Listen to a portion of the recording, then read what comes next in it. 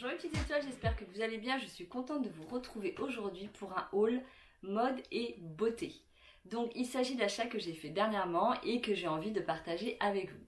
Donc on va commencer par le make-up. Donc je vais commencer avec la marque It Cosmetics. Donc ça fait un petit moment que j'entends parler du correcteur ou de la poudre ou de la bébé ou de la CC crème.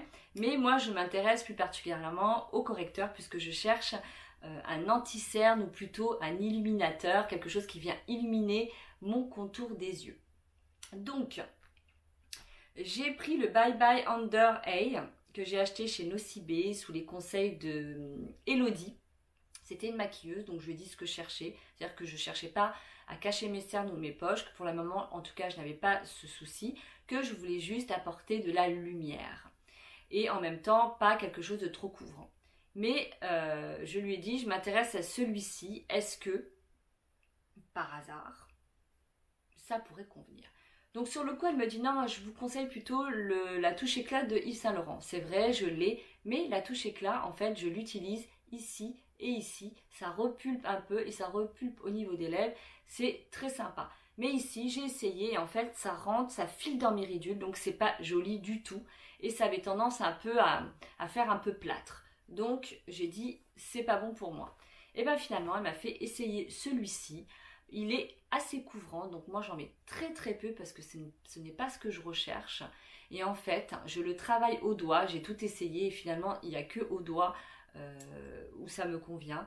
Et il est hyper lumineux, il tient très bien, il se fond très bien avec le fond de teint. Bien sûr je le mets après le fond de teint et je le travaille comme ceci.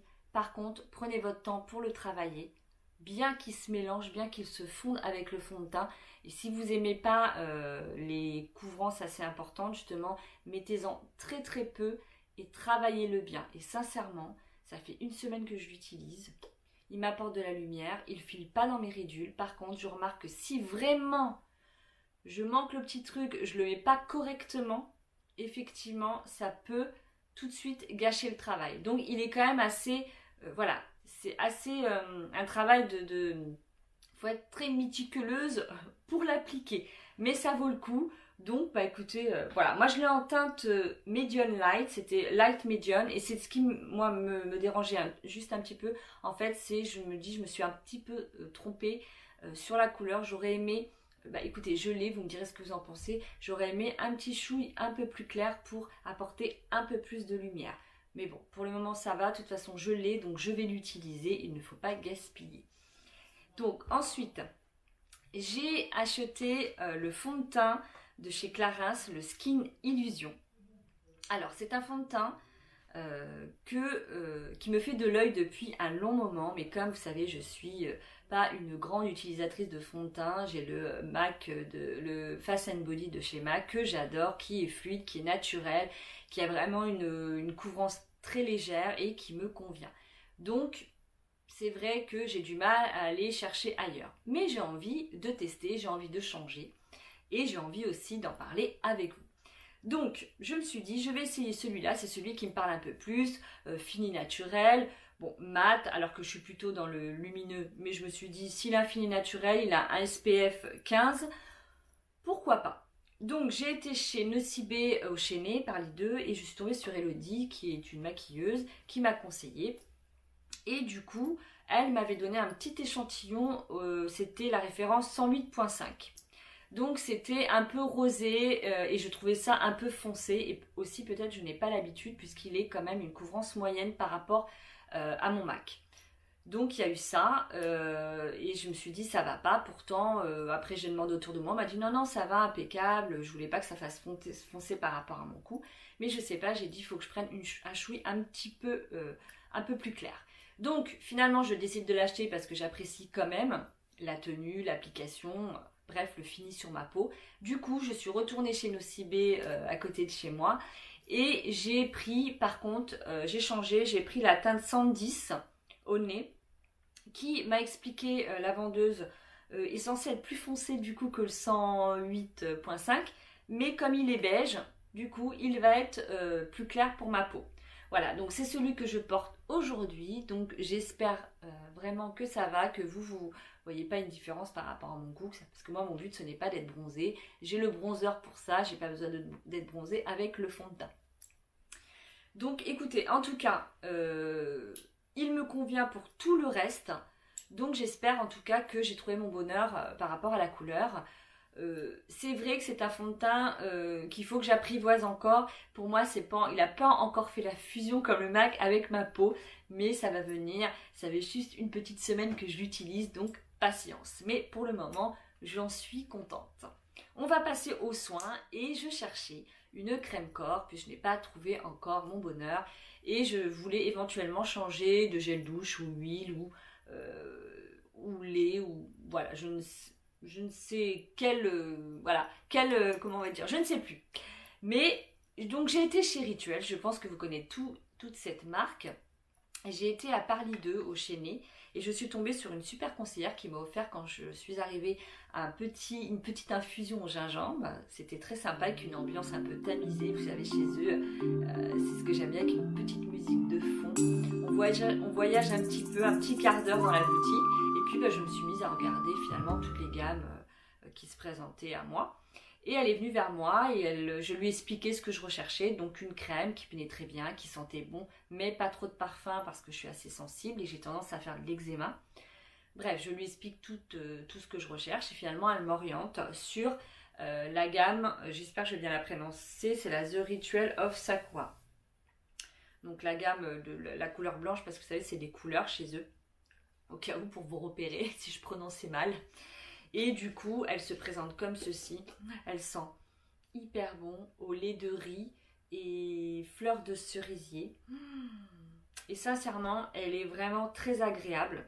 Elle me l'a fait essayer là-bas aussi également. Et tout de suite, j'ai senti sur ma peau l'hydratation, la douceur. Pas compliqué à appliquer, juste un petit détail. Moi, je suis habituée, je ne sais pas vous, mais aux crèmes très fluides. Donc qui pénètre beaucoup plus facilement, vous savez, et du coup ça va beaucoup plus vite pour l'application. On a tendance, hein, je sais pas vous, mais moi pour mettre la crème sur le corps, c'est vrai que bon, j'ai pas envie non plus que ça dure 3 heures, ça prend déjà beaucoup de soins, beaucoup de temps les soins, etc. Donc c'est vrai qu'il faut quelque chose aussi de bien, mais efficace, mais aussi rapide. Mais celle-ci, c'est vrai qu'elle est un petit peu plus épaisse, donc du coup il faut quand même un petit peu plus prendre son temps pour l'appliquer, mais ça vaut le coup, sincèrement. Bon, je l'ai mis que cette semaine, j'ai dû la mettre 3 fois et je suis vraiment très contente. Elle donne vraiment un fini hyper naturel dans le sens où on ressent pas une espèce de lourdeur sur la peau, ça pénètre très très vite, elle hydrate, elle laisse vraiment un fini doux et elle sent très très bon, ce qui ne gâche rien. Ensuite, je suis restée dans la même gamme et du coup j'ai essayé l'huile de douche, donc l'huile qui se transforme en lait. Donc pour celles qui aiment quand ça mousse beaucoup, je préfère prévenir, effectivement ça fait plus lait que gel moussant. Donc voilà, sachez-le, si vous n'aimez pas, donc ne prenez pas cette gamme-là. Après vous avez des mousses, vous avez d'autres choses. Mais en tout cas, huile qui se transforme en lait, n'attendez pas une super mousse sur vous comme vous aimez. Moi, ça ne me dérange pas, je suis habituée puisque je prends déjà les gammes, vous savez, la Roche-Posay, tout ça, Avène, c'est des choses pour les peaux atopiques, les peaux sensibles. Donc, je suis habituée à ne plus avoir de mousse ou de savon sur moi. Donc écoutez, les deux je les ai essayés, je vous dis, depuis quelques jours. C'est assez récent. Pour le moment, j'en suis très contente. Sachez que comme je suis assez fragile, j'alterne. Je mets quand même la Roche-Posay la semaine. Et le week-end, je me fais plaisir. Je me mets ma petite huile. Ou si je sors, ou si j'ai quelque chose à faire. Voilà, pour le plaisir, pour l'odeur, pour tout ça. Mais peut-être pas tous les jours. Parce que c'est vrai que je fais quand même attention. Comme dedans, il y a quand même un peu de parfum. Donc je suis vigilante. Donc voilà pour le make-up, les soins. Donc on va passer maintenant à la mode. Donc on va commencer par ce joli petit pull gris anthracite qui m'a fait de l'œil. C'est pas de ma faute, hein. Même si je suis, j'avoue, une addict pull, entre autres. Je m'étais dit, les pulls, tu arrêtes, c'est terminé. La saison se termine bientôt. Donc, regarde plutôt tout ce qui est un petit peu plus léger pour le printemps qui arrive. Mais celui-là, j'ai pas pu, je sais pas. Il m'a appelé et Jamais sans rouge à lèvres. Il était fait pour moi. Donc j'ai craqué. Et en plus, c'était pas négligeable, il était à moins 60%. Donc je crois que j'ai dû le payer 24 €, un truc comme ça. Voilà, donc, mais je suis contente, je l'ai mis cette semaine et il me plaît beaucoup. Donc avec un petit look, on va dire, décontracté, un petit jean sympa, des petites bottines ou des petites baskets, c'est très mignon. Donc ensuite, j'ai été chez Calcedonia et je me suis repris le truc classique, une paire de collants ultra opaques pour mettre avec des shorts comme ça, puisque quand on arrive comme ça en fin de saison, j'aime bien mettre avec des petits shorts, des collants opaques, des petites robes ou des petites jupes. Comme je suis assez frileuse, j'attends qu'il fasse un peu moins froid pour mettre ce genre de choses. Et du coup, il me faut quand même des collants assez épais. Donc je trouve que chez eux, c'est vrai qu'ils font le job.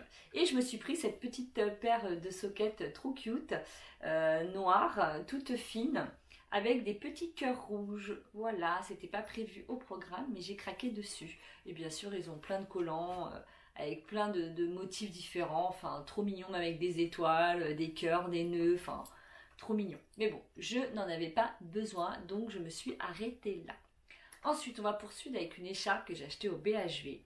Elle était pareil, je crois, au départ à moins 50, après elle est passée à moins 60. Une noire avec des petites... on va dire des petites paillettes, je sais pas, des petites paillettes dorées. Voilà, comme ceci, elle est très jolie. Et j'adore parce que on peut la mettre comme ceci. J'adore.